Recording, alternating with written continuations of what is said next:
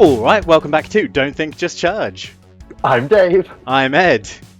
and today we're continuing with our favourite List Doctors series. We've got a submission from our fellow YouTuber and a personal favourite of mine, Warboss Fitz, who has given us his unique spin on how to do a Blessed Sisters list. He has. So, we will be doing that as our main event for the List Doctors, but first we wanted to tell you about a little Age of Fantasy event that we ran recently. Yeah, so we were very lucky and we were blessed by OPR on high, and we received some sponsorship for an Age of Fantasy full-scale event, which we ran in the second week of January.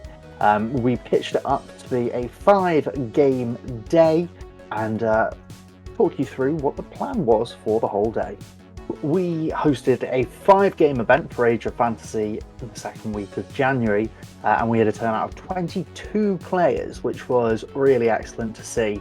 I was really chuffed to see how many people actually took up the call. We had, of course, here in the UK, and we had people come from all over. We had people come from the northeast, the northwest, and the southwest. We're in the West Midlands, so people were travelling from far and wide to come on to this event. I would say it feels very much like the UK scene is like evolving into quite a cool little like thing. Like we had we talked about the tournament in Bristol that we went to a couple of months ago or last month, and they all came with their little like named hoodies and stuff, didn't they? They had like team hoodies. So it feels like we're really like cementing this cool kind of like growing scene in the UK, which is awesome.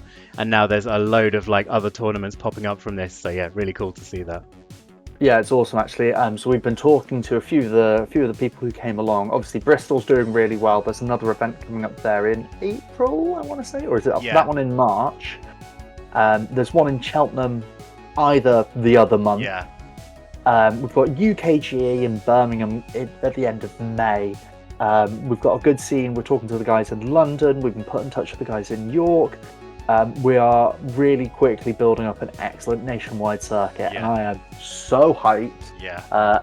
It was actually, we kept saying it to each other on the day. It was one of the worst things, and I think the only bad thing about the whole day is we weren't playing, which just felt criminal. I don't know. I actually really love the like behind the scenes stuff, and like the game gets started and everyone else is like fully in concentration mode, and you just get to like relax and do a bit of admin, but you're kind of waiting around, you're doing your rules thing if anyone needs help. I really enjoy that side of things.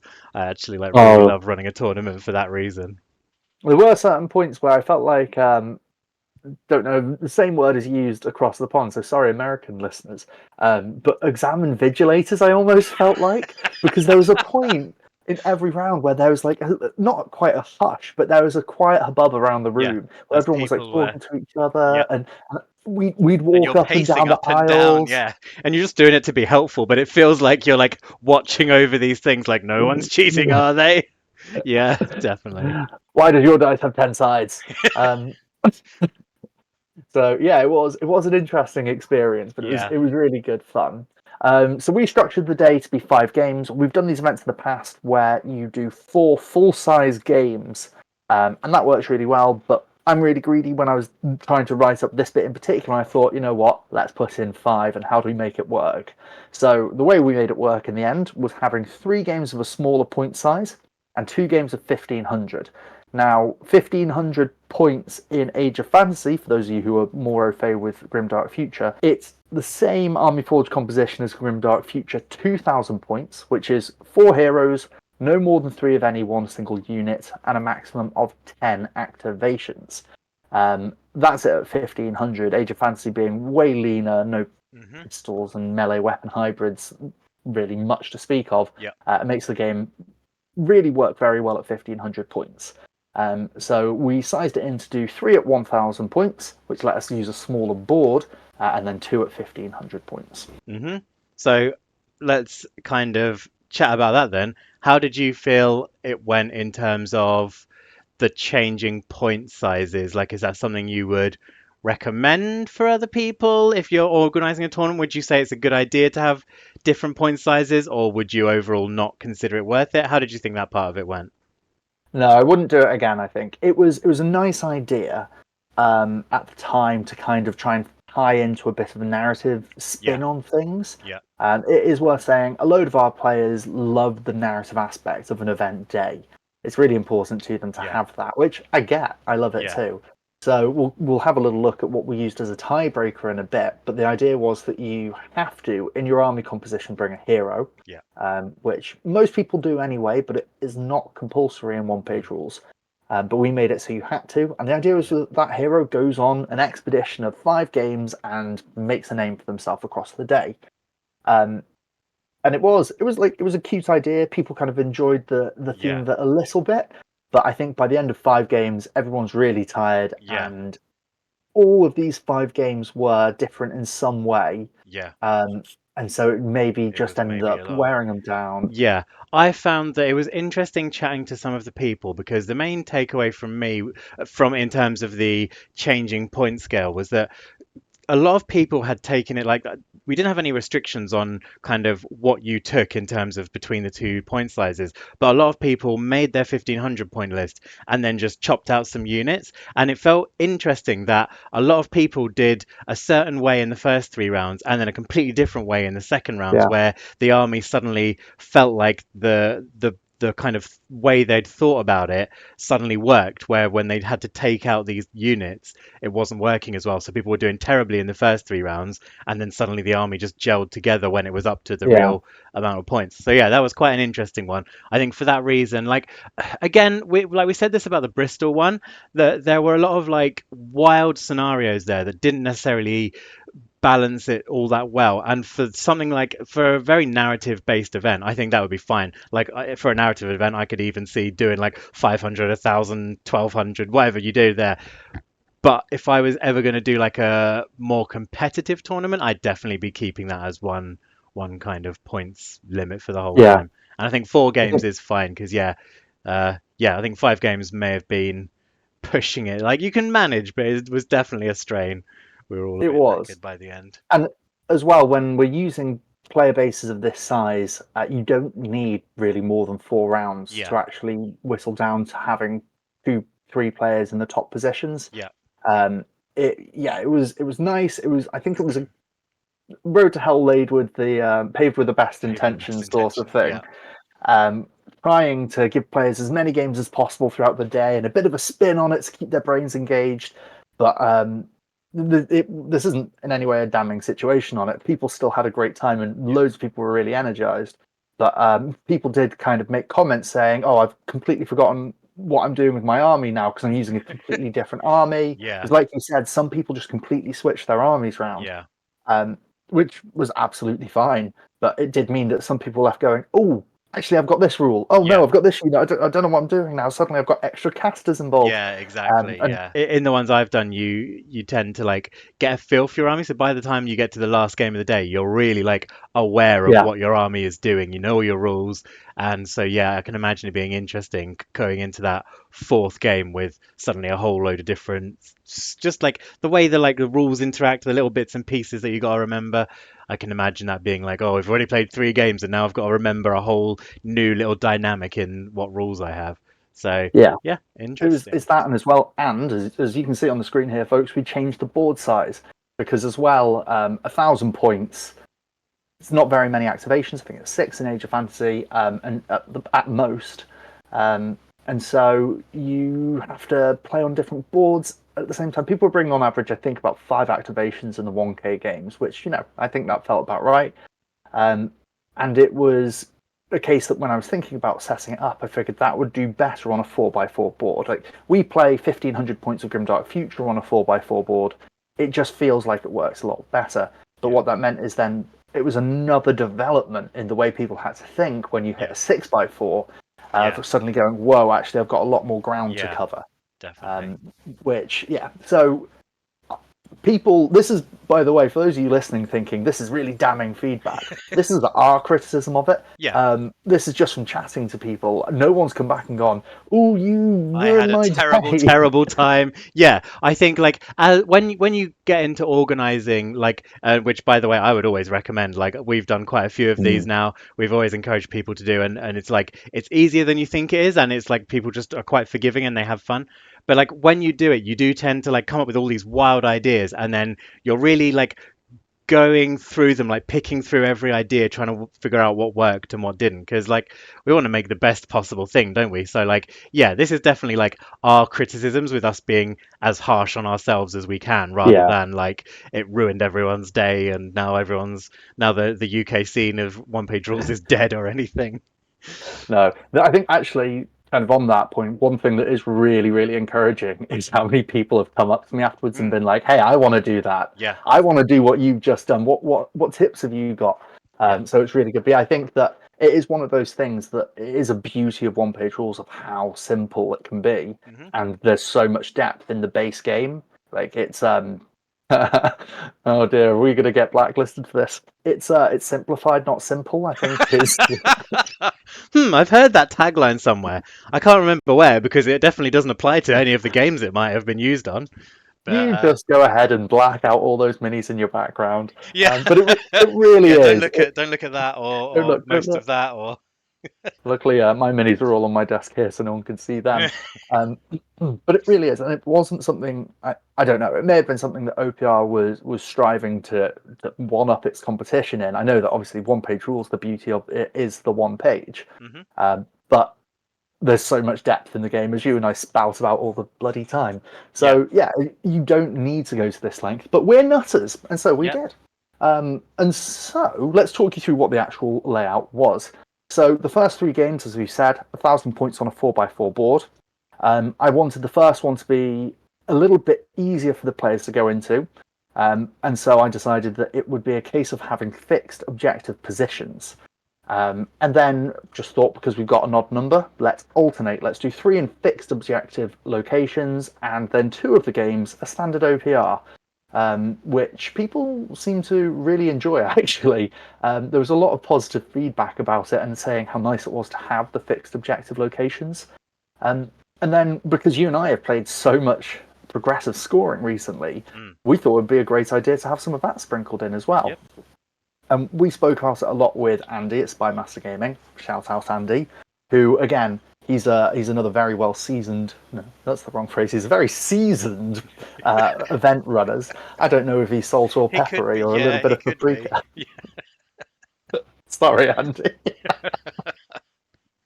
Um, but he was a really good soundboard for this, and he was saying that progressive scoring might be a bit too much for some players. Um, but then we spoke about it, and what we settled on was progressive scoring using only twists in the advanced rules. And again, some people took to that, some people didn't. But the overwhelming feedback, sorry, not the overwhelming, the majority feedback we had was positive. People really enjoyed progressive. And again, people were coming up at the end being like, hey, I haven't really played much progressive before, but we're making that a staple in our games Yeah, now. And I love that. I thought yeah. that was exciting. Me too. I find it interesting because, like I've said this before, but people get into one page rules and it's so easy to learn that I think people get into this weird thing of like they forget like every other war game has so many rules that like you're capable of learning more than just the base game one page rules. So like sometimes I've said to people before, oh, you can add in this or that, and it seems really daunting to them, but then they try it and they're like, oh, that you can add this in and it's still like so much simpler than any other war game. You can make it like more. I kind of see it as like you can choose what type of war game it is with those extra Yeah. rules, and it just makes it like exactly how you want to play. You can tailor it to your play style or to like what you enjoy playing, and it's still like miles simpler than basically anything else. It's Yeah. still not a hard game to learn. So Yeah. yeah, it's interesting And when people and try it. people were saying exactly that. It's Yeah. great. So we did that. So that's what we did. We did three of them in fixed locations, two of them in a bit standard base OPR. Um, we added in our own narrative twist on tie breaks. I feel very strongly that destruction points are an awful way to do tie breaks for a mission. Sorry, for an event. Mostly because, for example, you take somebody who loses their first round. Everyone who loses the first round is in a, technically speaking, I know there's dice variants and so on, but a pool of players who are performing worse. And if people are performing worse and worse, people are tilted, then people might play recklessly and poorly, which means that one player can just run through that run of people who've had a bad day or a bad game and accumulate huge victory points. Whereas the person who's in first those players who win their first rounds are in theory playing harder people, so it might be harder for them to get more victory points. So you get a really funny skew of people who lose an early round can get massive destruction points. Yeah. So I don't like that. But I'm also not intelligent enough, as you and I both know, to design a really sophisticated system. You've now done it after the event. Yeah, I was feeling ill the other day, so I called in sick from work, and I don't know, I just like entered into this wild love affair with Microsoft Excel, and I spent about 8 hours Googling everything I needed, just like it was like the most satisfying thing I've ever done. It was amazing, and like yeah, I was figuring out how to make conditional kind of so it'll look up the opponents based on who you fought and like do give them an overall percentage. Yeah, it was wild. So I'll be sharing that You, around you've soon. now cracked it, yeah. So we'll Yeah, be using that. So, but I want something that was, as I said earlier on, it was narrative. The idea was that you'd bring a hero, and the hero would get better throughout the day and like earn some deeds. And so we added a tiebreak version of heroic deeds. We're skipping over a few other points that we'll come back to, but those of you at home who are interested in it, we will share this on the Don't Think Just Charge Discord. So please do jump in there, have a chat with us, let us know what you think. But if we're scanning through and you think, oh, I want to check it, don't fear, you still can. But this is what we did for a tiebreak. You name a hero in your army, and people were excellent with this, by the way. I loved some of the names that came in. I loved all of them, really. It was just hilarious. But that hero would get you your tiebreak points. So if they take a neutral objective, they get 1. If you take an enemy objective, you get 2. If you make an enemy fail a morale check, you get a point. If you kill an enemy hero, you get 1. And if you kill the enemy named hero, you get 3. So it was trying to incentivize people to bring their hero and make them do cool stuff. Who doesn't love that? hmm Um, it actually was kind of chaotic because some people remembered it, some people it didn't. was. Yeah, And so, yeah, it shook out an interesting situation. yeah, it did.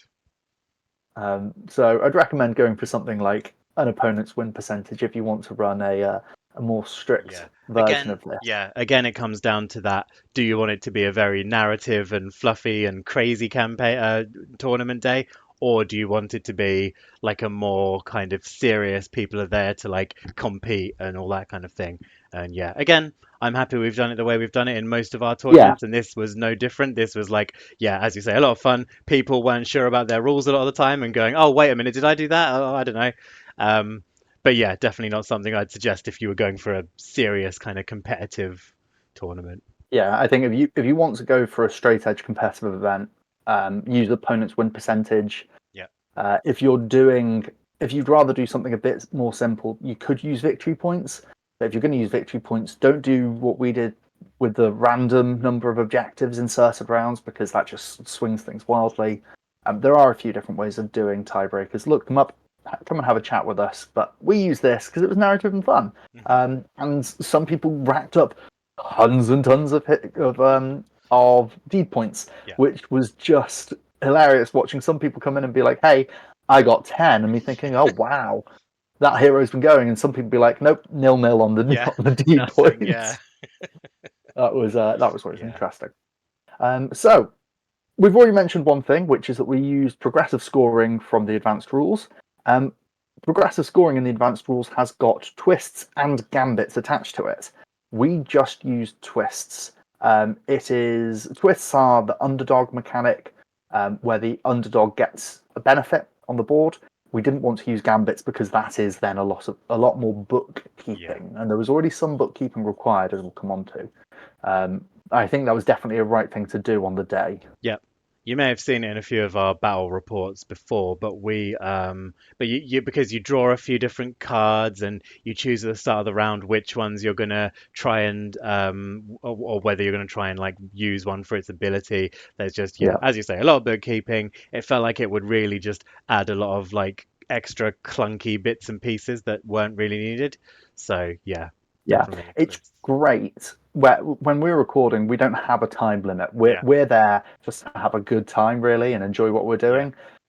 Where you're doing an event, you have got times on your rounds. People have to finish a game, and so yeah, it's something that will just you're adding an extra layer of complexity to what should be an under 2 hour game. Like our 1,000 point games, you had an hour 15 for. Our 1,500 point games, you had an hour 45 for. And so we didn't want to be pushing that every single time. Another thing we used was advanced casting. Now, I love spellcasting in war games, in video games, in fantasy, and I really enjoy it in OPR. The difficulty I have with it is that it is a 50-50. It's a 4-up as the base rule, and that can make and break games. It just putting so much on a single dice sucks, especially when you overload that dice and you get 1-1. So in an attempt to kind of round out the bell curve, as it was, and actually make sure that spellcasting felt a bit more representative, I was discussing with the OPR guys about using variant casting rules. And they were very upfront with me and said, hey, look, if you want to do things like this, that's fine. But if it's going to be an OPR-sponsored event, it needs to be OPR rules. And I thought that was, you know what, really fair enough. Sorry, not an OPR. I have to be very clear on this. It wasn't an OPR event. It was an OPR-sponsored event. This wasn't officially done by OPR. Just full disclosure on that one. But they were saying that if you want it to be an OPR-sponsored event, you've got to be using OPR rules right the way to the back teeth. And I said, cool. What do you think about me using advanced casting? And they said, that's absolutely fine. So advanced casting was what we used. And again, you and I, we use it a lot. We love it. But a lot of people had never even looked at the rule before, which made it a bit interesting. Advanced casting, for those of you at home who haven't read it in the advanced rules and haven't been watching our battle reports closely enough, come on now. You get 2 casting dice per caster level in your army, and in essence, when you pick a caster to go, you take as many dice from your dice pool as you want, and you roll them all together, and for each 4+, that counts as a success, and you need to get a number of successes equal to the casting level of the spell. There's other rules thrown in there, but that's the essence. You're doubling all your numbers pretty much, which was the hope that it would help kind of form that natural distribution in a much more effective way than the coin toss 4+. People really liked that. People seem to have positive feedback. We've taken feedback from our players, and they've got a few bits to pick out about the detail of advanced casters. Sorry, but that was something well received. What wasn't was spellbook, and I get this. So with spellbook, at the start of the game, you roll to determine what spells you cast, like I've just said, and those spells are in your spellbook, and you can have you have 1 plus your spellcaster's level, so up to 4. But then the ones that aren't in there are cast on a 6+, which makes it much more strict on them. And people rightly pointed out that a level 1 spellcaster can just get stuffed here because they can't cast their spell, or it's much harder for them to. They need to rely on a higher level spellcaster to generate enough dice. If you roll a 5 and a 6 for your spells, so your only options are to go for those level 3 spells, and every turn you're generating 1 spell dice, or well 2 because it's that, but still not ideal. Pretty painful. So people were actually asking if I was going to take spellbook out, which we were thinking about, we spoke about, but we didn't. We stuck through it on the day, and people were fine with that. But that was one of the biggest criticisms, I think, just that spellbook is quite hard to just maintain over 5 games, which I get. So otherwise, we use those 2 big advanced rules, and people enjoyed it. It was pretty good. So as you all have seen from up above, we had 2 of the games out of 5 were just basic OPR, 12-inch deployment zones, D3 plus 2 objectives, fight for the last round. The 3 progressive scoring ones, we fixed the objective locations for. Now, I think this was actually really important. I'll just give you a bit of a rant about this. I was talking it through with someone the other day, and with progressive scoring with twists, you place 5 objectives, 2 of them have to be in your deployment zone. You can force some really one-sided tables with this, and it can be a big problem. But what we did is we gave maps which determined where the objective locations were, and it made things really quite nice for everyone, because there was no chance for anyone to swing it on a bit of a dice roll. No chance of someone who's being perhaps a bit sharper with their army and just intentionally have everything thickly laid in difficult terrain where your opponent doesn't have Strider or only out in the open if you've got more ranged. Yeah. They were where they were, and I think that was something that helped make it really, really run smoothly. Yeah, definitely. It's something that like, I don't think we've really done it before, except in a couple of tournaments. Like the last scenario was like a King of the Hill type thing, so the objective was just the middle of the board. Um, but yeah, it's definitely like it kind of it eliminates, yeah, like an aspect of randomness where someone might, as you say, kind of be able to swing it by just really carefully placing their objectives and creates a kind of even playing field on that kind of that basic level. So yeah, definitely something I think is worth considering in future ones. Yeah, I mean, it is an aspect of OPR, the technical game when you're playing competitive, the technical game of where are your objectives going. Yeah, Um, that is something that is important to know, and we weren't trying to remove that from the day, yeah, but it was just a helpful thing where you're doing something new to take again a level of mental load off, fix the objectives in place, and it is something that I think actually having fixed objectives boosts progressive scoring a little bit. mm, Um, Although, for example, in this first scenario, I'm sure some dwarf friends and halfling friends would be very, very grumpy that the objectives were 12 inches away from the start position. They can still reach it if they did some shenanigans, but yeah, it would have made things a little bit more yeah, difficult. But going into it, round one was really quite straightforward. 3 objectives, usual progressive scoring. One of the things I would recommend to people, though, if you're going to use this, don't do it on a 4x4. This was probably the hardest part of the day for all our players. oh yeah, having to work out, well, how does that work then? Because that's showing a 6x4, and we're so what? Do we just try and squish everything? But like you need to have 24 inches between you, so don't do it this way. And yeah, Yeah, that was a bit we difficult. didn't think this far ahead. We made a mistake. It was difficult for our players. Yeah, Everyone got on with it. We were there to help, but everyone just kind of got on with it, which was really good. yeah, Round 3 was another progressive scoring game with fixed objectives. We went for this, a bit easier to do on a 4x4. I did have to write out the measurements to make sure it worked. But we got 5 objectives down in the orientation of a 5 on a dice. And again, this one went down quite well. By this point in the day, everyone had played 2 games already with their 1K force. They'd done one of these progressive scenarios. They'd then gone and played something which was a bit more straightforward and what they're used to in a base game. And then by this point, everyone was like, right, we know what to do. Nice and easy. Let's get on with it. This was one of the quieter rounds, followed up by round 4, which we don't have a map for because it was basic. People playing 1,500 points on a 6x4 board in standard OPR. This again was one of our most quiet rounds where people just knew what they were doing and yeah. got on with it. Round 5 was a big wide board. It was our only 1,500 point progressive game.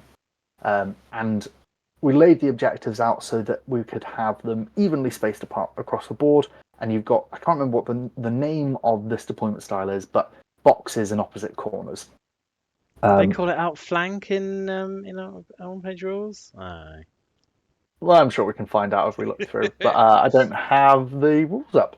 Yeah, But yeah, and by this point as well, people were quite familiar. And I think from when I was watching some of the tables when we were going around, people seem to find this one to be a really different challenge, especially because you're usually playing long board edges yeah, 24 inches apart in a normal game. yeah, The fact that your first moves for most people are going out to those objectives 5 and 4 yeah, just meant that you suddenly had to play a different yeah. dynamic of the game. Starting in a blob and needing to like spread out to try and get that board presence, definitely like a different thing from base OPR where you kind of just need to move forwards a bit. Yeah. So that was it. The day went really, really well. We had prizes, and again, we haven't really said this, but thank you very much, One Page Rules, for sponsoring the day. We had some excellent prize support. Yeah. We had an army box of the Saurians, the Age of Fantasy Saurians. We had a skirmish box, which I think was the Saurian Star Host, and we had a copy of the Grimdark Future World book that we handed out to our third place winner. We also received a set of One Page Rules paint brushes. We ran a painting competition on the day, and hopefully you'll see some pictures popping up now. This will be a good moment, I think, just to appreciate the hall that we had, which was brilliant in Yeah. Worcester. Editing Ed will be able to do that. Get on it, Thank you, Editing Ed. Editing Ed. We love Editing Ed sometimes, Yeah. except when he puts those silly thumbnails up of my face. Um, yeah, so we had a painting competition, and the entries for that as well were absolutely incredible. Mm. There were I was getting the votes in, and I was shocked that for I think like 18 of the votes put 3 or 4 people evenly picked, and then a couple. I was worried what I was going to do if it was a tiebreak because I didn't want to go in there and be the determining person. Yeah. But then I think that the person who won it by like 1 vote or One, I think something. it was 5-2, 4-4-4, and then Yeah, like the top 4 people all got like really, it was same really votes. close. Yeah. But the winner was Dan, who had a beautiful wood elf dragon. Hopefully, you'll see that on the screen now. But honestly, there were so many incredible submissions. Mm. Well done to all the players as well. There was the hobby attached to the day Yeah. was absolutely incredible. Yeah. One of the things we did was we used hybrid line of sight rules, and I do think that's the way to play. But also because one of our players, John, a shout out to John, we love him. He came to us really early on and went, "I want to use 10mm scale halflings." And it was incredible. His army was awesome. He went, I want to be upfront about this now because I don't want to cause problems. And we Yeah. were like, don't worry, you're not causing problems. We're going to have hybrid loss anyway. Everything's going Yeah. to be fine. But at the same time, hilarious. Well Yeah. done. So Yeah. that was We really had good. we had a Godzilla on one of the boards. We had a couple of people like sculpted their own thing in 3D and then printed it out. So yeah, Oh lots of yeah. really awesome. Yeah. I don't know if you. I presume you got a picture of this, but one of our players, she sculpted one of her own minis Yeah. A and then printed it, mushroom of course. queen. Yeah. Oh, so incredible to Yeah. see. Yeah, there Amazing. was so much going on. It was great just the ability to run up and down the board and be like, "Ooh, look at the pretty Yeah, models, look it at." was. Yeah. Yeah, and that's the thing you don't get to do when you play. So that's another thing I love about it. Mm. You're too busy going, "Oh, I'm getting my face smashed in," but look at the pretty models. Yeah, exactly. So yeah, so it was really good. Another thing we did was we allowed our players to bring non-official armies, the armies from the creators tab, specifically the ones that are partnered with one-page rules. So that's Artfilling Games, Titanforge, Dragon Trappers Lodge, Mammoth Factory, and then a load of other ones that are on there as Yeah. well, who we really love. Actually, Hmm. quite a lot of the minis and the armies for. Yeah. And 3 of our players decided to bring those armies. We had the Bloodsail Ogres from Titanforge, we had the Fae from Dragon Trappers Lodge, and we had the Sanguine Heretics from Fleshcraft Studio. Yep. Um, and it was great to see. They weren't particularly oppressive, which was great. The guy who brought the Dragon Trappers Lodge Fey Petal Courts, Dan, he was pretty upfront that there's been some feedback on the forums that it can be a really strong army. Mm. I just said to him, look, this is also a bit of an experiment, so do whatever makes you happy. And he went, oh, I'm just bringing the models that I love. And I went, excellent, because whilst Dragon Trappers Lodge armies are pretty damn strong, the minis are just Yeah. excellent. And Dan was an excellent sportsman and decided to tank a load of his games intentionally to make us know that the Fame Battle Courts aren't. No, Dan put up great pluck and did very well. He didn't completely dominate the day because he didn't play like that. He played exactly what he wanted to do, which was Yeah. his favourite minis from the range. Yeah. And yeah, he had a great time. So it was great to see, and it was nice having the conversation with the players who were interested in doing it and finding out what they were interested in. The only stipulation I made is no custom rules, and Mm. also just please do run it by us as well. Yeah. But we had the 3, and it was absolutely fine, no Yeah. problems at all. Um, but that was it. The day went excellently. Our top 3 players ended up being a Saurians list, which we'll come on to now, a Ratfolk list, and an Ogres list, all of them official army lists. So our third place player was Erin. Erin brought Ogres to the day, and I remember talking about this with them in advance. They were really hyped to bring a Tribe Master with Bully, which gives the leader and the units it's with undead. You stack that up with a unit of pet goblins, and that's 100 points for an extra 20 wounds for your hero, which is already pretty damn good. Follow it up by giving them more counterattack. You stick this huge block in the middle of the board, and nobody is charging you. It's just going to do so much to anyone who comes in. They're quality 5, but 20 quality 5 attacks, that comes out pretty well. So that was the way they were playing, and it did very well for them. They had a great day. It was great walking past a lot of Aaron's games, and there was generally just a good amount of laughter of what was going on, which was really nice. And then rounding out the rest of the list, they had another unit of goblins with spears for counterattack. Again, just a little difficult to move block. They had a caster attached to some ogre warriors, a champion with some iron warriors, all of them with stone bones for increased defense. A unit of shooters with musician as well, so it was 7-inch move before firing off, which is excellent, and saber tooths to kind of nip around the side and do some flank pressure. One of the things that's really nice about the ogres is they have an excellent spell list. I don't know how much time you've spent looking at it, but their spell list is just flipping incredible. You can go from either end and be excited by whatever you see. Really, I'll go from the top. 12 hits straight out the gates at the top of level 3 spells, and so Erin, they brought 2 caster 3s, which meant that every round they were generating 12 dice. They're going to get that off a very nice amount of times. Another one though, 2 friendly units within 12 inches get +3 or +6. So now you slap that down onto your saber tooths. They're already fast. They're going to be moving, 22 inches around. Also incredible. Yeah. 2 enemy units take 4 hits is really good. -1 to hit rolls when they're shooting is fine. Enemy model takes a hit with AP4 is meh. But then a rank 1 spell to give 2 friendly units furious the next time they charge. You can do a lot with this list. Yeah. So I really liked Erin's list. As well, I did kind of skate over the Iron Warriors, the ones with Stone Bones, which is AP -1 as a stack of 6. So that's again a really resilient unit that you've got going on in there. Yeah. Erin, very tactfully, they brought a banner with their Iron Warriors and their shooters. It just ticks that morale over from being a 50-50 to being 2/3 of the time you're passing. I like this list. Yeah, definitely. Looks like a really nice list. I didn't get to obviously you don't really get when you're watching them, you don't get to hang around and watch them play out too much. You're kind of trying to keep a presence everywhere. But this looks like it would play amazingly. Yeah, I got to watch a bit of their game in the final round when they were against the Fey Petal Courts, and they'd managed to get their unit of the undead goblins right into the middle of the board, and it was not budging for love nor money. Yeah. So they were having a good time with that one. Great list, Aaron. Well done. Well earned 3rd place. They played very well. Our 2nd place event. This was Rob.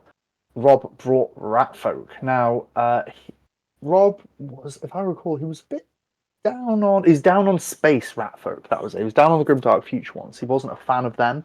And so he was excited to be able to bring them to a fantasy event. And I think my type is showing here. I loved Erin's list because it was a load of ogres, a load of tough 3 elite mobs. I really love this list because it's a load of tough 3 elite mobs. Yeah. Everyone knows how to get a list into your good books. Absolutely, they do. So kind of going through it. So we've got a unit of 5 giant rats. These are pretty well-rounded basic unit. There's 5 of them. Fast Strider Fearless, A1 rending. They're only 5/5s, but they're pretty good when you get the upgrade for them. You've got the champion. Also, the names I can't remember. No, they weren't listed in Erin's list on the actual Army Forge list submitted. But I love the names that come in. We have Gnarlfang the Cunning here, and who was the other one? Chitterfang the Rabid. Mudfang was a giant beast. I love the effort people put into this. Yeah. It was really great to see. So we've got a caster 3 hero. He is joined to a unit of Storm Ogres, which are tough 3 3/3s. Each of them with 2 attacks and some flamer attacks, reliable flamer attacks at range. They're fearless, they're furious, they're excellent. Love it. And then, you know what's better than doing it once? Doing it twice. Another caster 3 here. This one, the Storm Ogres are a little different. They're all loaded out with AP4 deadly attacks. Um, 2 giant beasts. Chef's kiss here. Just tough 12, 14 attack monsters on the board. Brilliant stuff. Both Yeah. got regeneration. They've both got 6+ 2-ups against spells. Really nice sticky models. The nice thing as well about these big ones is they're Fear 2, which is really relevant as you're doing a grind game. Yeah. Excited to see those. And then having a Blessed platform, which as well had another hero name on it. Brilliant. Thraxel the Blightcaller. These things are really cute. I love these in Age of Fantasy. Buff, tough monsters, ones that Oh hand yeah. out buffs. Oh, You see them in yeah. Havoc Warriors. I think there's one in Dark Elves. There's one here. Mm, Where else? There's a Furious one in Shiv Kingdoms. There are 3 in the Human Empire. yeah. Um, they're really cool pieces, and they're excellent opportunities for you to have like centerpiece models. I'm a Yeah. big fan of these, Yeah. just for the hobbying side of it, for the cool army side of it. And this one gives +1 to hit next time you fight in melee. You hand out to 2 allied units in 12 inches. Um, they're really cool. So well done, Rob. I think this is a really exciting list. I wouldn't necessarily have had the stones to bring it because you are very vulnerable to deadly. Yeah. That's But probably my only it's real. interesting. It makes me wonder about because obviously like there's plenty of ways we mainly play Grimdark Future at the moment. There's plenty of ways to deal with that here. But I wonder if because fantasy doesn't have as much access to things like rending and like higher AP is not such a Mhm. thing. So I wonder if maybe tough units do tend to have a better time in Age of Fantasy. It's not something that's ever Yeah. really occurred to me now, but the fact that 2 of the top lists have been tough makes me interested in like kind of the statistics in that, I suppose, of like how do armies in Age of Fantasy just struggle to deal with like would you just have to bring a load of like the massive bolt throwers and that kind of stuff to try and deal with them and like people with great weapons and stuff. Yeah, it's Yeah, I've, interesting. I've thought about that because as well there are deadly spells which I think are really effective. Yeah, I know that when I was helping one of the players, a human player, another Dave, um, doing some warm up games, and he had spellcasters in his army, and they had deadly yeah, attacks. And I brought my Eternal Wardens to some games with him, and he just hosed me. He absolutely destroyed me with his spellcasters. And one of the things that yeah. really helped was having access to that. Um, Interesting. so Yeah. it is there. The rats list as well is pretty decent. Now, just a quick headline point. I Hmm. hate this spell. I Blast hate 12. it. Yeah, it's like 12 hits, but not because it's 12 hits limited by the size of a unit.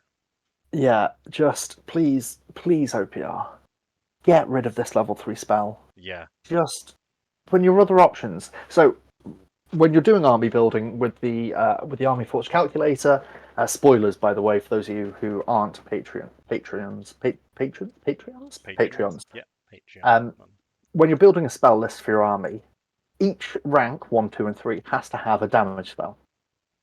The level 3 damage spell options are this pile of rubbish, and then 3 incredible spells: 6 damage to 2 units, or 12 damage to 1 unit, Yeah, or 6 hits to a unit with AP2.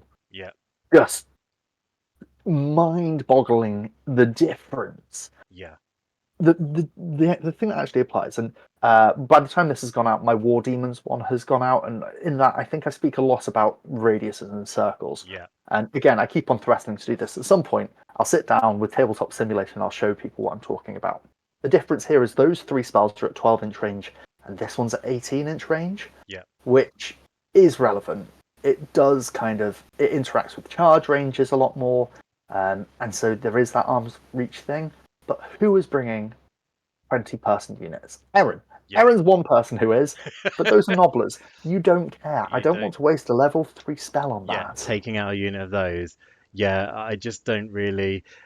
And like maybe if there was a slightly different system, it would be worth it because like in shooting, blast is good because it ignores cover. Although whether you take blast over something else is like debatable because cover generally doesn't do like too much work.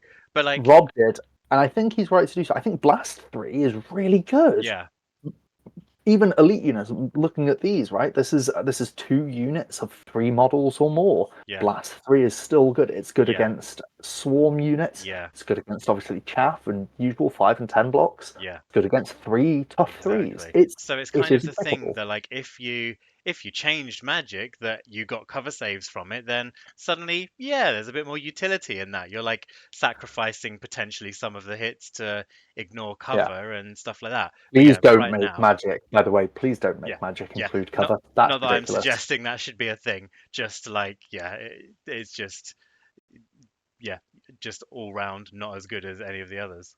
Yeah, but the rats list makes up for it everywhere else. You've got again super zoom 3/6 on moves, which is excellent. Here's one of those deadly hits, and this is one Yeah. of the things. I think this is the exact one that's in the human list. When your opponent gets off a rank 2 spell, a level 2 spell that's AP4 deadly 3, you're losing whatever that is hitting.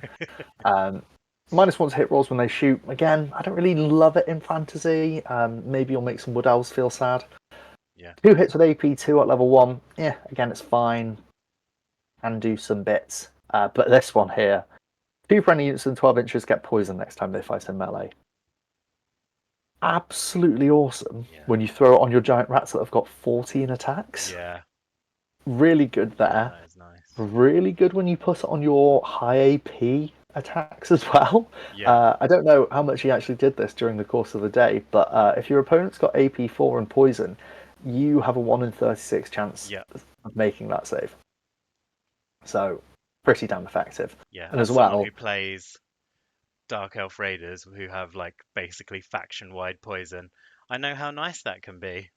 yeah, it's tasty. And as well, like one of the reasons I really love these buffing shrine platform whatever units is the layering beauty of it. You Yeah. give these deadly models here poison, 1 in 36 chance of saving a 3 damage hit. You give it +1 to hit in melee. It's hitting you on 2s. Yeah. Like you're in pretty good odds territory here of getting a load of deadly attacks. Yeah. This unit of Storm Ogres crashes into someone else's unit of Eternal Wardens, dare I say. They're gone. Yeah. That unit's disintegrated. Like that one charge will take a 200-point unit off the board really, really Yeah. quickly. So really nice stuff here. Well done, Rob. Excellent list. The amount of tough 3 stuff, I'd be a bit like, oh, maybe I should bring some other chaff, but it did well for you, mate. You came second. Top notch. Well done. Now let's Our see first the place top player, list. Oh. Johnny. Johnny, my guy. This is my round 1 opponent from the Bristol event. The guy who I spent half an hour talking to, so we only played Oh 3 yeah. rounds. Oh, his biggest bee in the bonnet about this event was that I wasn't playing. He is humming for me. I look forward to Johnny. If you're watching this, I look forward to our game, mate.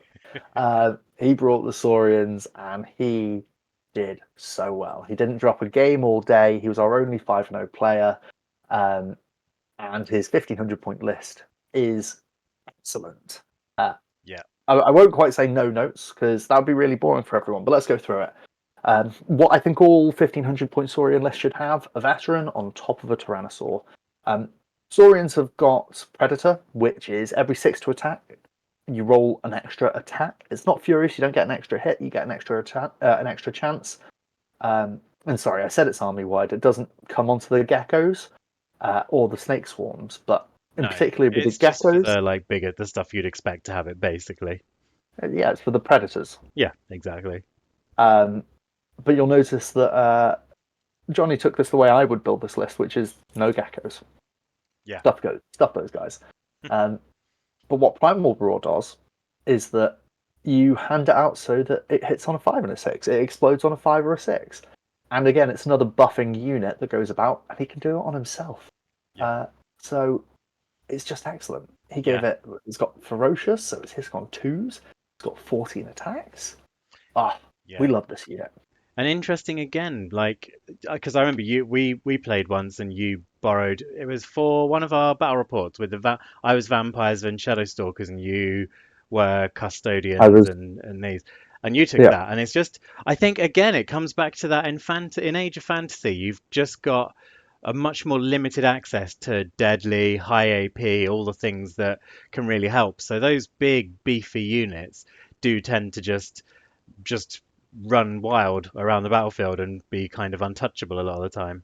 But yeah, Yeah, they can interesting. do really, really well. Yeah, Yeah, and I do think there's a limit on deadly, and I don't think you do want to over-index into deadly because as well in fantasy you can find so many big old beefcakey yeah, blocks of 10 yeah, running around everywhere. yeah, And so bringing deadly is actually a bit of a risk. Obviously, yeah, the risk paid off for Rob, but it can be something that can really hurt you. yeah, definitely. But then at the same time, you can run around with a Tyrannosaur and you're having a great time. So I do think that pretty much all Saurian's lists should start with that at 1500 points. Yeah, It's such an incredible model, and Primal Roar being handed out, really good.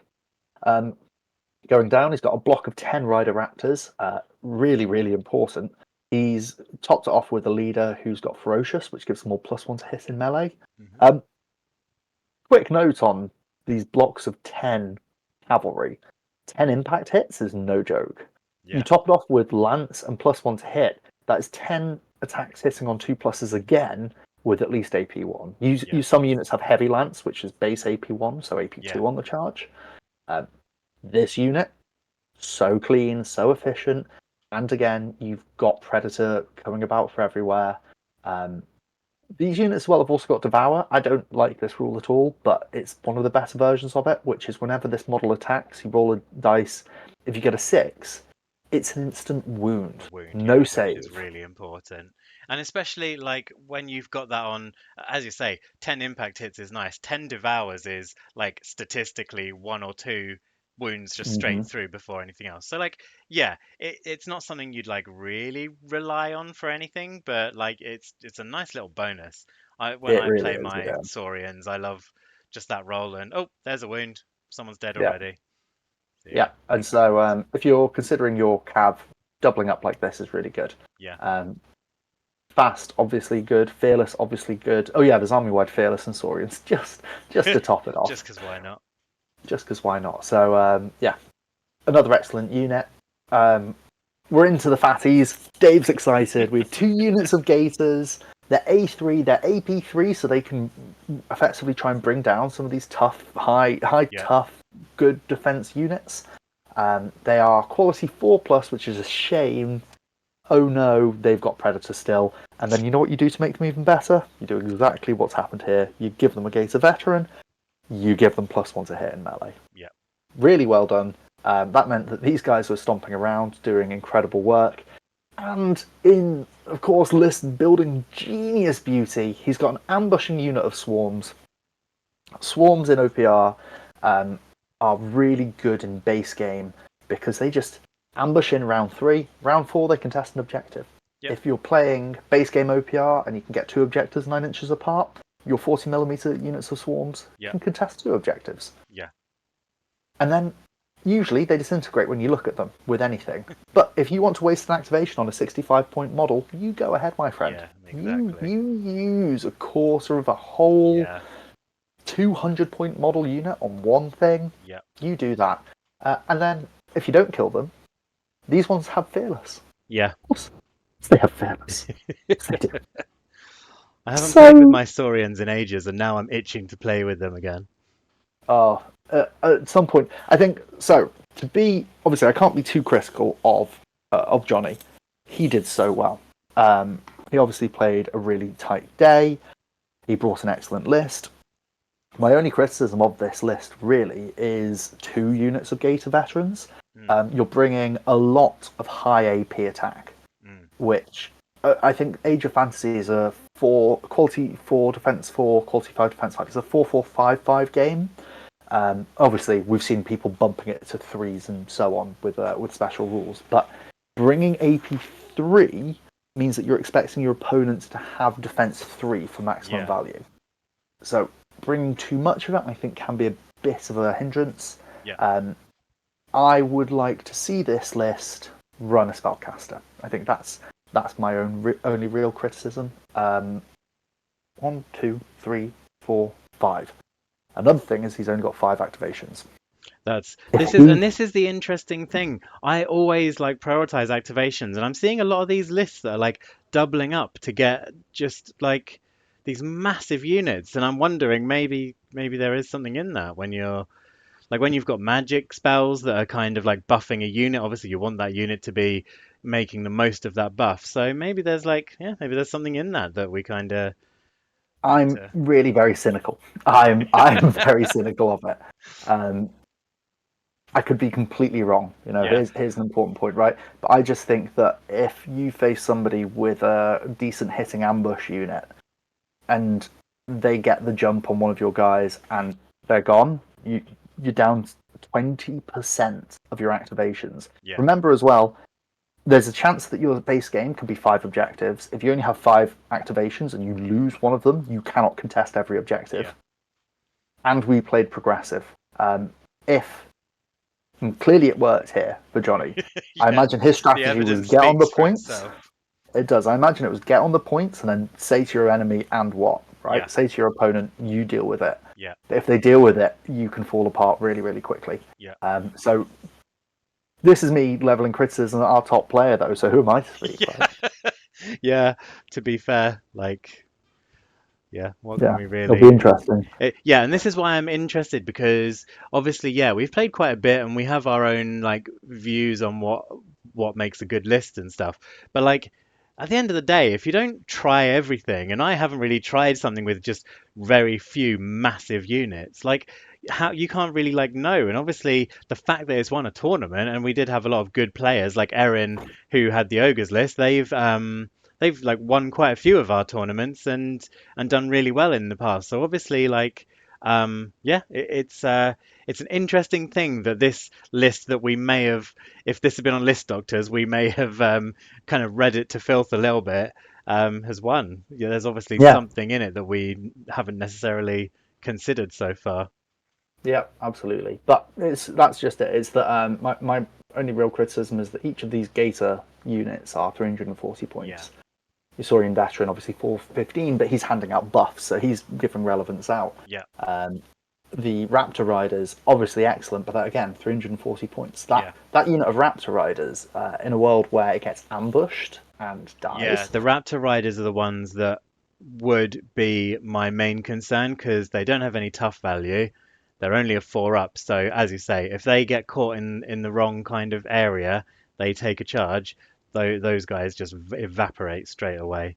So I think this is an important comment for people who are considering what to do with chaff. You put it in the way. Nothing in yeah, this army flies either. yeah, So it is a risk that your opponent just gums up the board. You're forced to yeah, take bad charges, and their counter charges destroy you. yeah. Just so, yeah, bear that in mind and Hmm. heed this warning, my friends. But obviously, this is us now bashing our top player. Yeah, Imagine what we do to the rest of the players. we're just up and down there shouting abuse at everyone. Yeah. So that was it. Well done, obviously, to all of our players. We had a great time, and we're looking forward to the future events with all of you. Yeah, gonna be good. Moving on. Exciting things in the future. Yes, moving Speaking on. of Okay.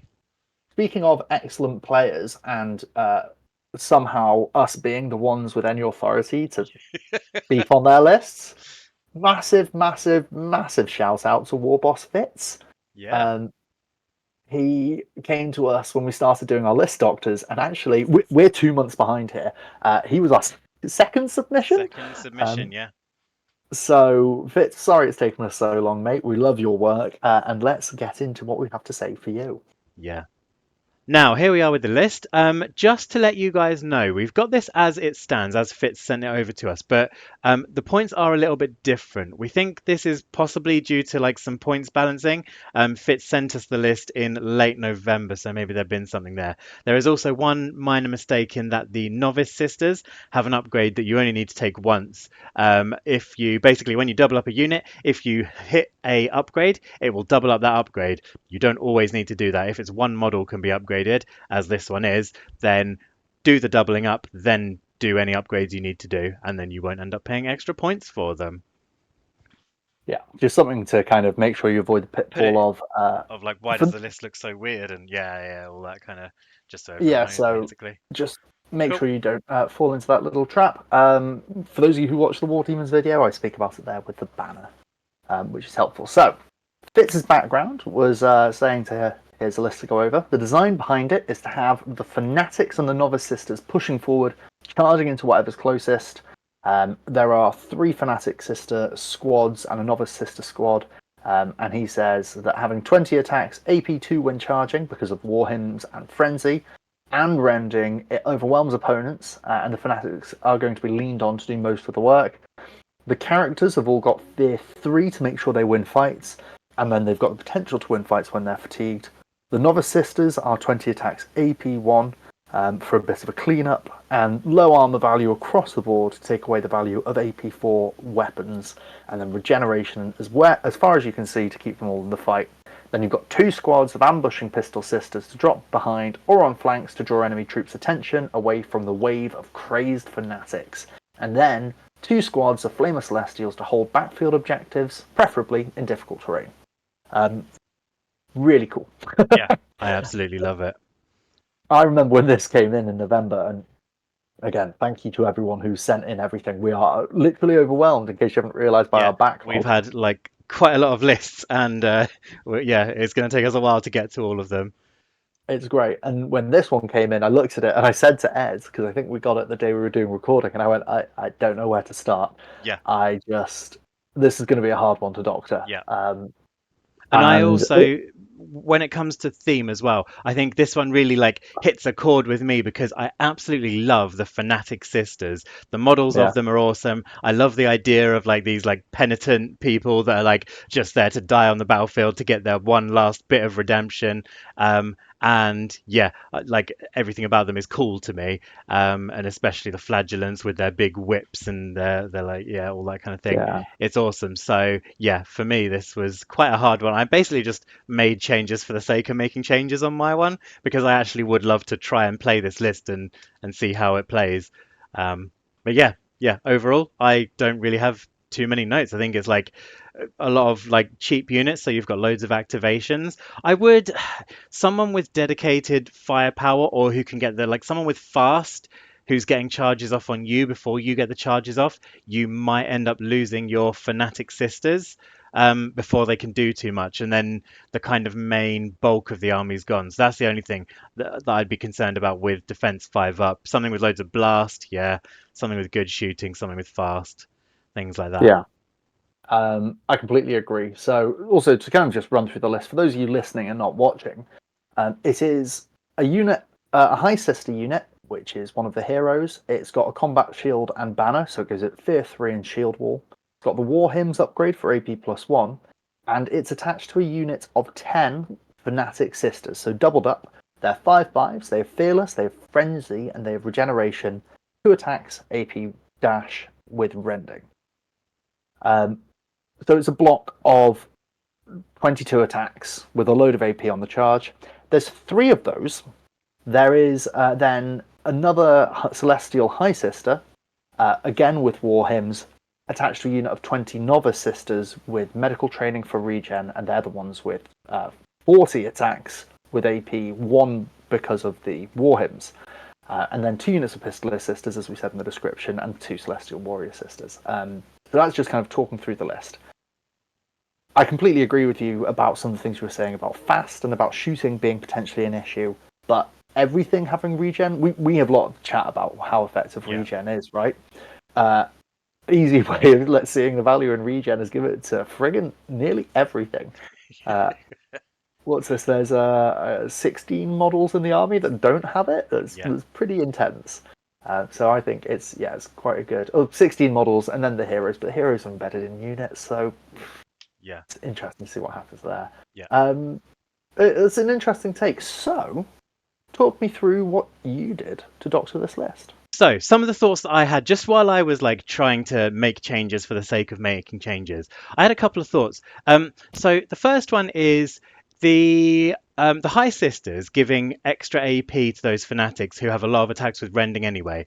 I kind of felt like you're either looking for weight of attacks or you want the Rends to go off. I don't necessarily, like sometimes I feel like if you're spending points on something, it should be worthwhile. So I kind of felt like spending points to get them +1 AP when you're doing one or the other isn't really giving you much. So what I actually did was I put the High Sister with a similar thing into a unit with the chainsaw sword. So now they have 20 attacks with AP2 because of the war hymns. So it just makes it a bit more like you're going for that AP2 rather than spending points on like some rending with a bit of AP as well. So I quite like that. I also didn't worry about the shield because I kind of feel like giving a hero a shield when they're in a unit of something that's going to die off pretty quickly anyway is like not necessarily how I'd spend my points. And then I decided to do two sets of Fnatic Sisters with the dual flail arcs and everything, just to save points for elsewhere in the army. Um, the stuff that you can see in the middle there is kind of just like filling out points really. I do like the pistoliers dropping down. I added a bit of plasma and stuff because I added the sergeant with the energy sword, which is a bit pointless, but they have a fusion pistol. We got a load of plasma pistols. We just like dropping down, blasting the shit out of everything, and I Yeah, think good to that's have good. options. Yeah. The Celestial Warriors, I had two of them. One of them to get up close with a flamer, one of them with some slightly longer to mid-range kind of like blasting around, just to take out some like high value stuff. And then the Destroyer Sisters, I feel like we've done it a couple of times in battle reports, and I think it works quite nicely when you have Destroyers and Pistoliers coming down because they kind of fill different roles. And I don't know, I just went with some guns, some ranged weapons for my Destroyers. I just thought, do you know what? I'm making changes for the sake of it. Let's just see what they look like. So yeah, got some just like basically I've just taken this to a bit more of a shooty army in the shooty parts. And then finally, I've added in two APCs for those 2 times Fnatic Sisters. Um, I just kind of thought it might be fun. I'm still, the jury's still out for me on whether transports are particularly amazing in this. I use them a lot with my Dark Elves because they're like the dark elves are fairly weak. The transports get very fast, so that's always really nice.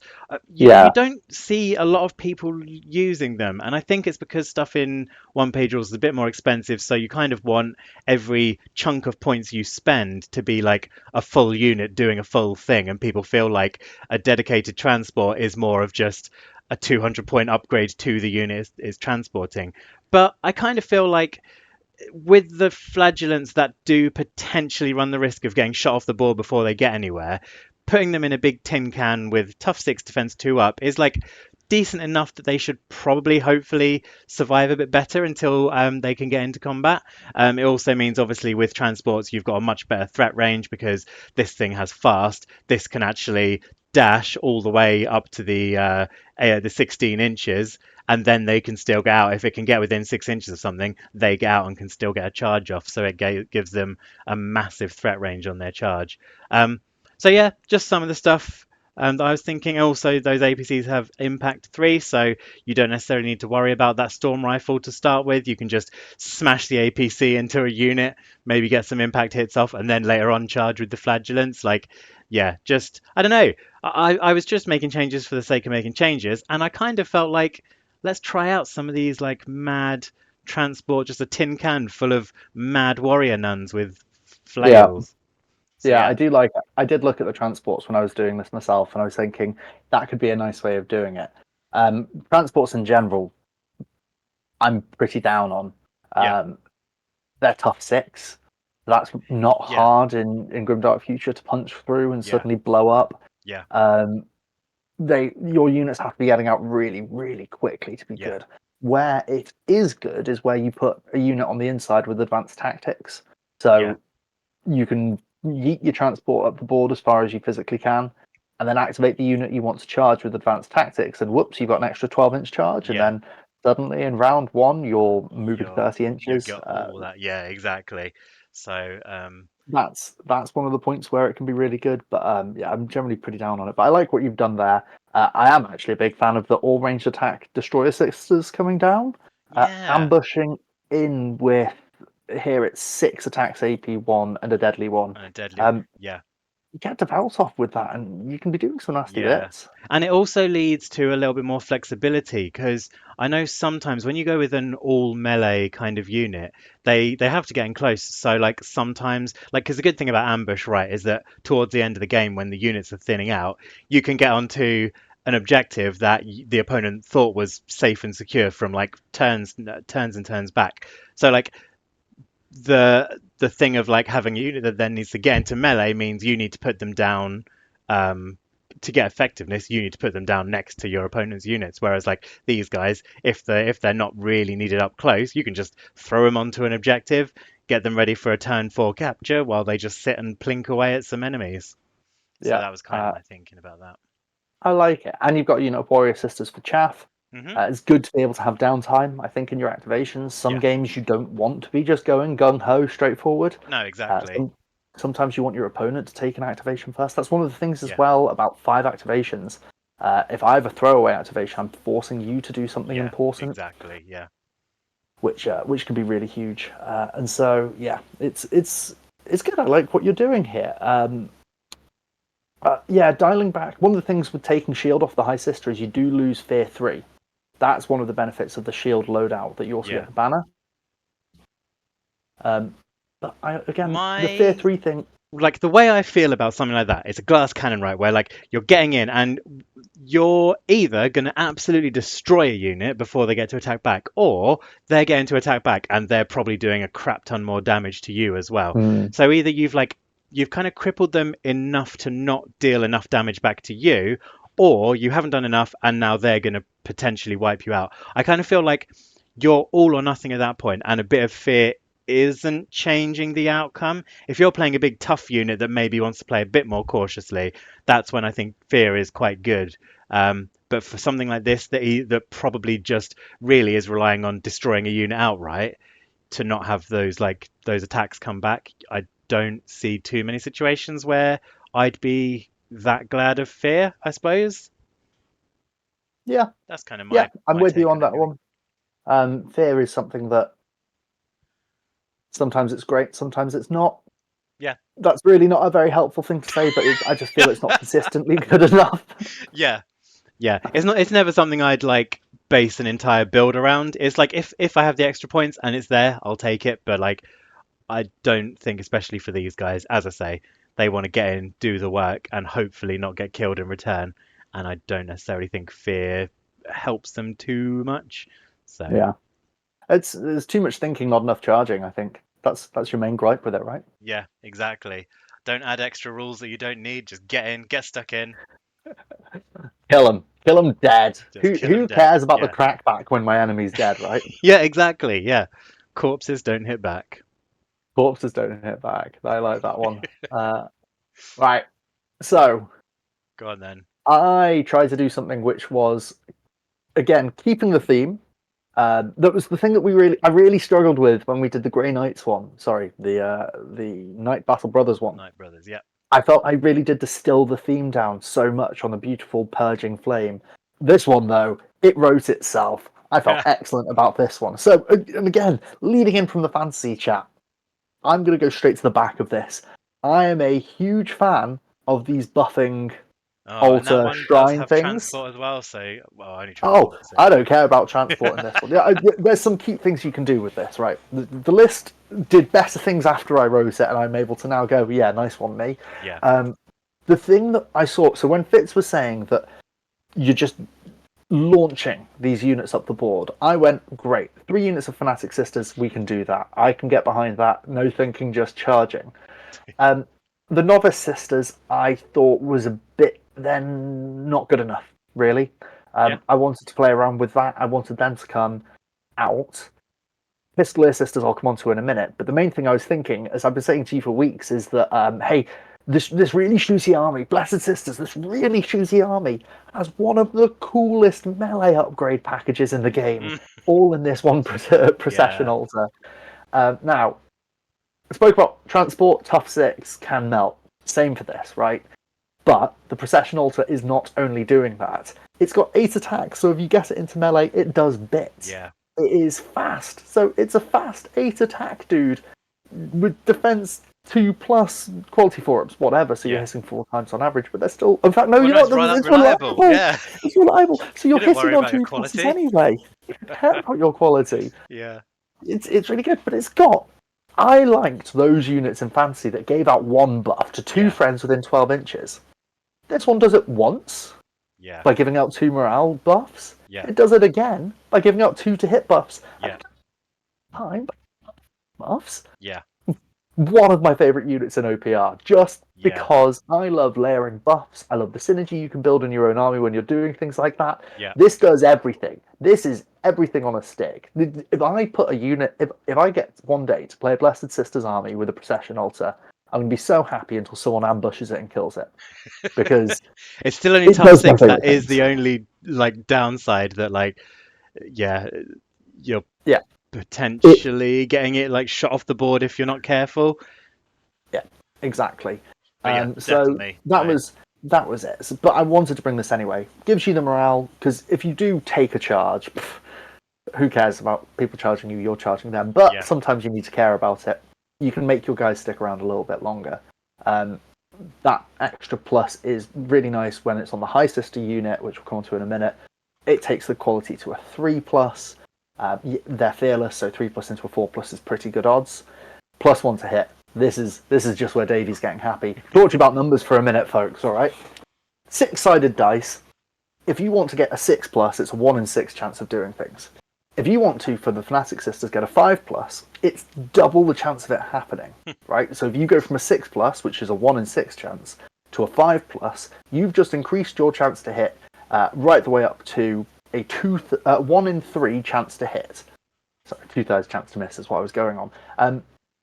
If you give that +1 again, you're making it so you've got a 50% chance of hit. That's improving your chance to hit by an extra 50%, which is just brilliant. The worse quality your unit is, the more impact +1 to hit has on your army, which is really, really weird. But you're making, you don't feel like, it is quite counterintuitive. You think, I'm not actually 6 to a 5, 5 to a 4, I'm not making myself elite.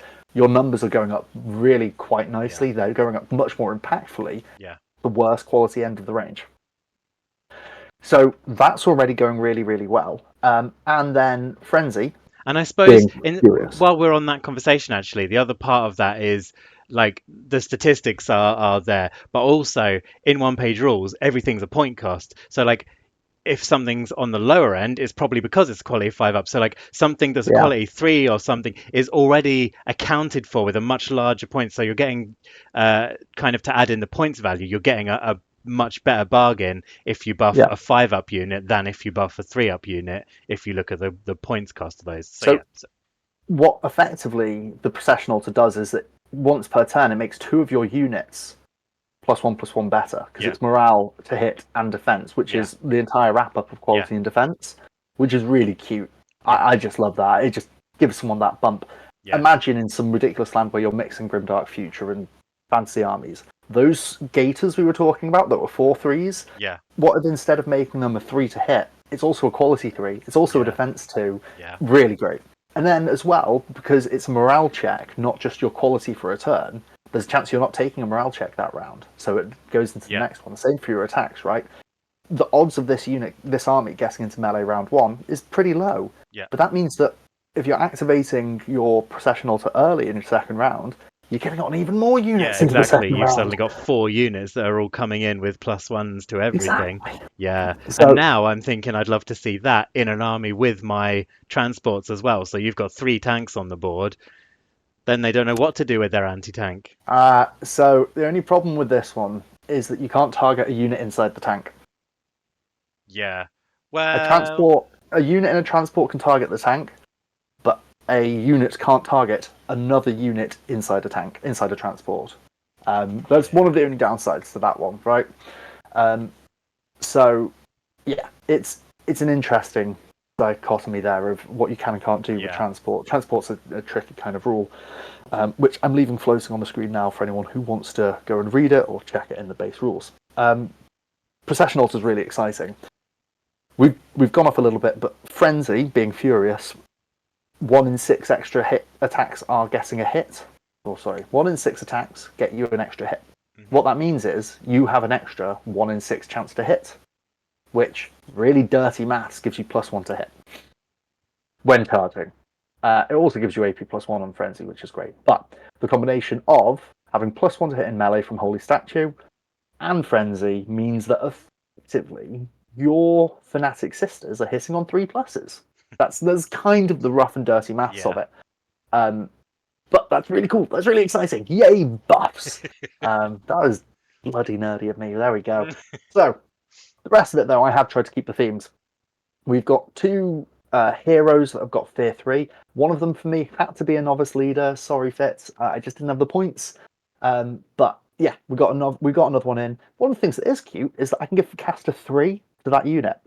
Nice. To that novice leader for the exact same cost as giving it to the High Sister. Yay, Caster. Yeah. The Sisters list is really quite good. We'll go on to it just right now while we're here. I'm going to go straight for the one that's actually really, really, really, really, really good in an all-melee army. 2 friendly units get poison next time they fight in melee.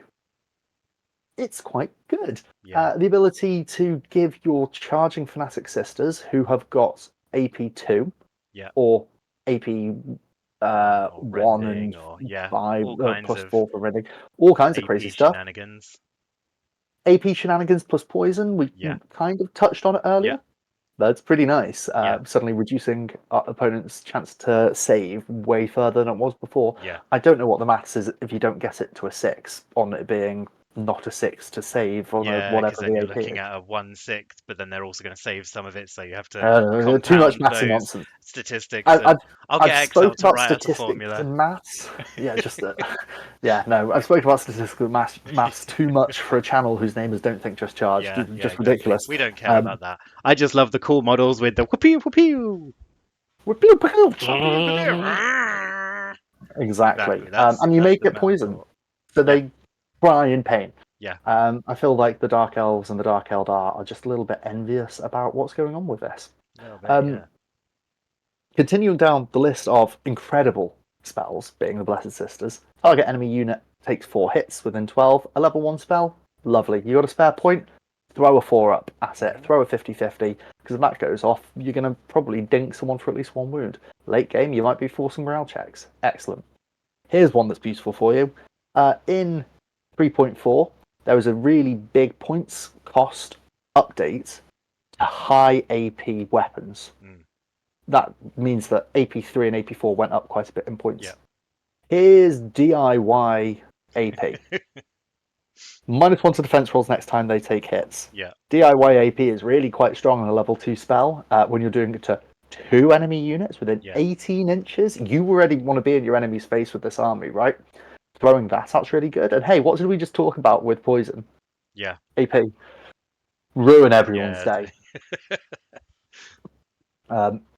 It's just excellent to do.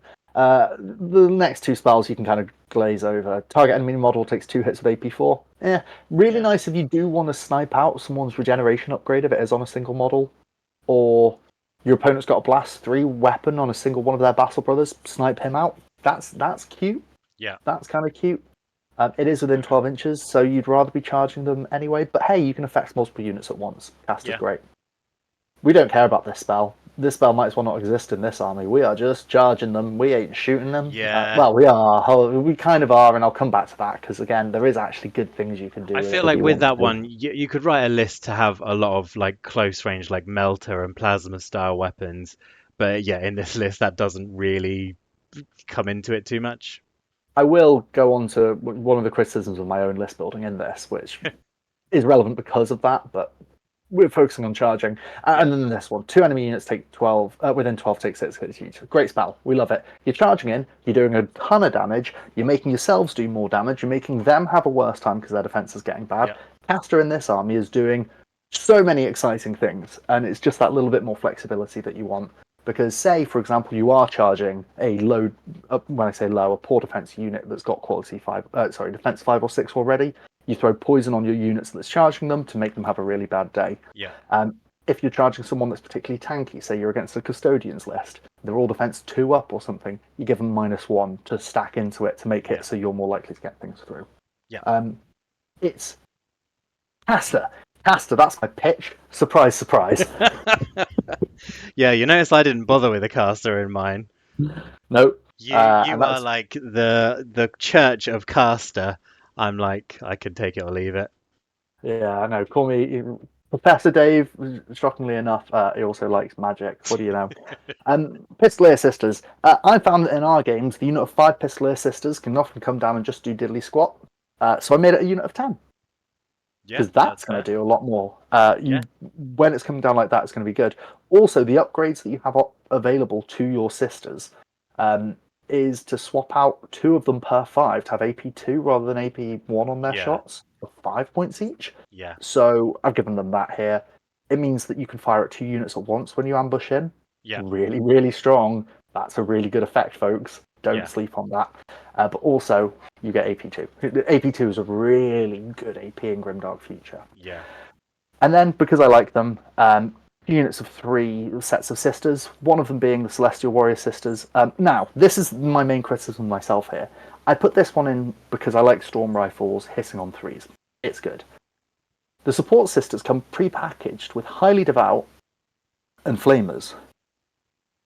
Because they're Flamers, you don't need them to be Celestial Veterans, so that's not necessary. But because we've got 2 casters in, if this had been 2 units of support sisters with their Flamers, you can give them plus 18-inch range. Yeah. 30-inch Flamers, reliable, blast 3, AP1. Yeah. It's nice.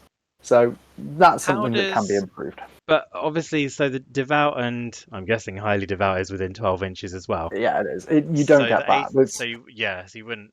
Okay. It's not. That would be insane, giving your Devout plus 18-inch range. 30 inches.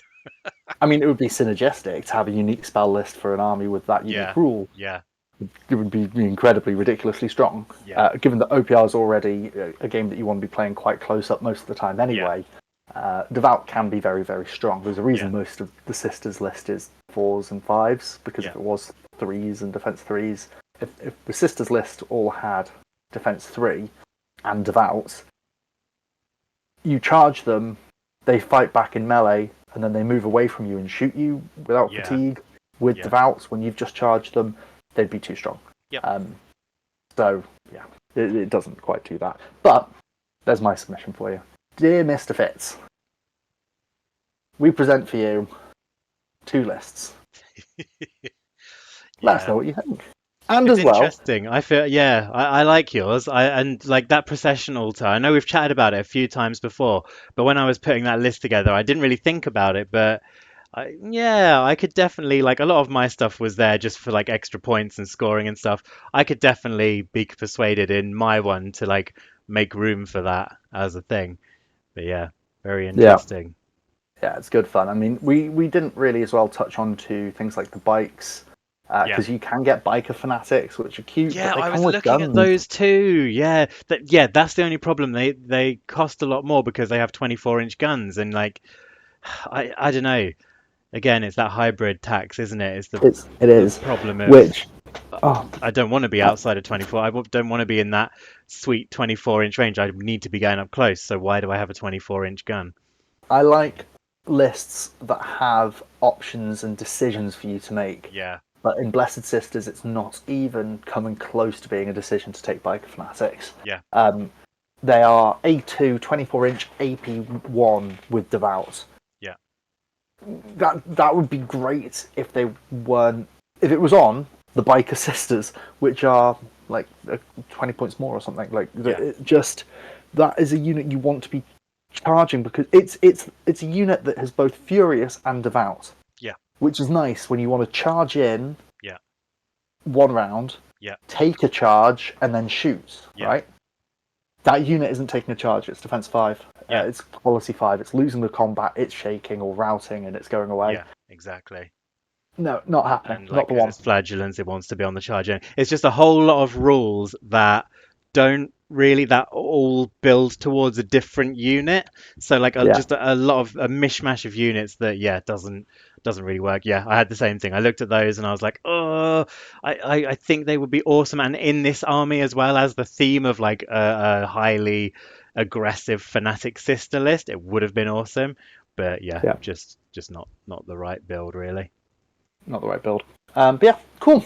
Well, there we go. Awesome. Thank you. Yes, Fitz, Warboss let us know Fitz. what you think. And it'll be really cool. And thank you everyone at home. Like, please, we're here. We're hiding from the cold today. Yeah. It's January in Britain. Yeah. You may have noticed in our last battle report, You breath could see our stealing and breath. everything. You could see our noses getting redder and redder as the evening went on. Yeah. So yeah, today from the comfort of our own home, much nicer. Yeah, and from the comfort of your own home, please click the thumbs up, Yep. subscribe, comment, all that nonsense. Yep. Get to the And Discord. then, Tell us what you think, and submit your own lists if you want. We can have a big chat about any army you like. We absolutely love it. yeah, And yeah, for those of you who got this far into the video, thank you so much. Thank you as well for being so wonderfully amazing in our Discord and being an awesome community. yep, It's such fun chatting with you all. And yeah. give you these. Okay, bye. You may go.